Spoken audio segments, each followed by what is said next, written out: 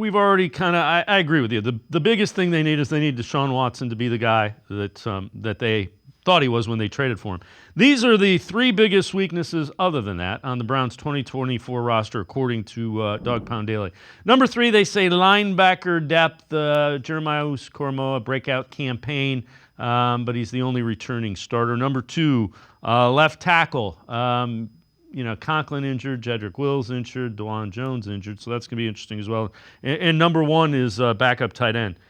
And you have Jordan Akins, who has had some success with Deshaun Watson, but if David Njoku goes down, there's not a lot there. So when you look at that, the linebacker depth doesn't scare me as much as a lot of people because they want to get to two linebackers as soon as they can. They have enough safeties that are talented and they can go five down linemen.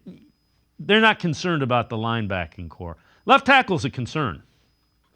It's a big concern for me. I wasn't a Jedrick Wills fan when they drafted him, and he hasn't done anything to change my mind on that. Plus, he's been hurt. Conklin on the other side of that, the bookend tackles are hurt, right? So I like DeJuan Jones. I thought that was a great pickup last year. Now, he got hurt towards the end of the season, but do you consider moving him into one of those two starting spots and making either Conklin or Wills the backup there? Probably not, because they're paying those two guys more, right? And they're hoping they get one more good year if he can play out of Conklin at right tackle. But left tackle is a concern for me, and I don't know what other options they have. Then James Hudson, to me, is average at best. I don't even consider him as a starter. He's a backup only. So you hope that Wills improves, stays healthy, and Conklin can stay healthy. If not, DeJuan Jones, and then I don't know what else after that. Yeah, and the injury, the way they come back from the injury may determine who the starter is. Remember, Conklin